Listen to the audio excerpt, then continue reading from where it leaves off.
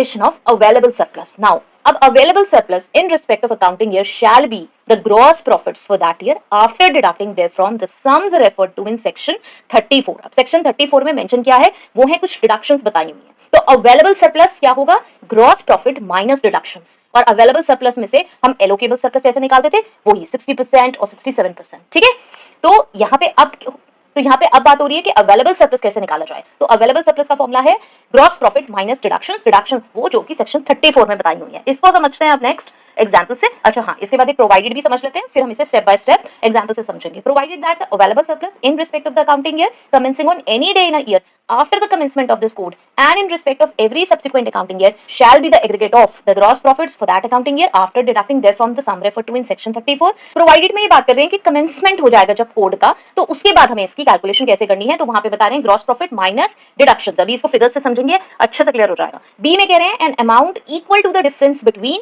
First में है the direct tax calculated, किस हिसाब से, जो सेक्शन 35 में है आगे आएगा. सेक्शन 34 में डिडक्शंस है, सेक्शन 35 में डायरेक्ट टैक्स का कैलकुलेशन है. ठीक है, an amount equal to the gross profits of the employer for the immediately preceding accounting year. And second point में कह रहे हैं direct tax calculated in accordance with वही सेक्शन 35 की तरह, an amount equal to the gross profits of the employer for such preceding accounting year after deducting therefrom the amount of bonus which the employer has paid or is liable to pay to his employees in accordance with the provisions of that code for that year. इसको break down करेंगे अच्छे से, क्योंकि ये theoretical ज्यादा है, तो इसको में हम फिगर्स अभी फिट करेंगे तो ये क्लियर हो जाएगा. तो चलिए यहाँ पे की पॉइंट क्या निकल के आ रहा है. Two parts of the rule है.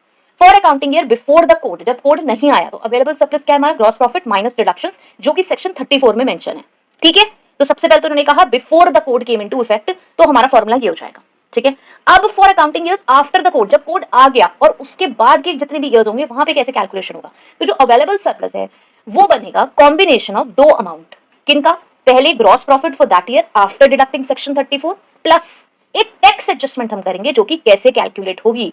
ठीक है, आप इसे देख लें, इसका स्क्रीनशॉट ले लें, दोबारा भी सुन लीजिएगा. ये सब चीजें मैं पीछे डिस्कस कर चुकी हूँ, लेकिन यहाँ पे मैं एक बार रिव्यू लेके फिर इसमें फिगर्स डाल रही हूँ, तो थोड़ा सा पेशेंस रखें, समझ आ जाएगा. अब break down of tax adjustment. Tax adjustment हमें कैसे कैलकुलेट करना है, यहाँ पे प्रीवियस ईयर का ग्रॉस प्रॉफिट लेना है और हमें दो चीजें कैलकुलेट करनी है. Tax on gross profit of the previous year पहले वाला, और tax on gross profit after deducting last year bonus. आपको क्या करना है, ग्रॉस प्रॉफिट पे जो टैक्स आ रहा है उसमें से क्या डिडक्ट कर लिया मैंने, लास्ट ईयर का bonus. Now find the difference between those two amounts. ये जो ऊपर वाली दो अमाउंट है, tax on gross profit of the previous year, tax on gross profit after deducting last year bonus, इसमें जो ये डिफरेंस आ रहा है इन दोनों को आप कैलकुलेट कर लें, वो डिफरेंस आप निकाल लें. ये मेरा टैक्स एडजस्टमेंट है. ठीक है, क्यों है टैक्स एडजस्टमेंट, क्योंकि मैंने ये दोनों चीजें टैक्स ही निकाल रही हूं, मैं ग्रॉस प्रॉफिट पे ही टैक्स निकाल रही हूँ. एक में मैंने ग्रॉस प्रॉफिट ऐसे ही उठा लिया पीछे साल का, और एक में मैंने क्या करा, डिडक्ट कर दिया लास्ट ईयर का बोनस, और फिर इन दोनों को जब माइनस करा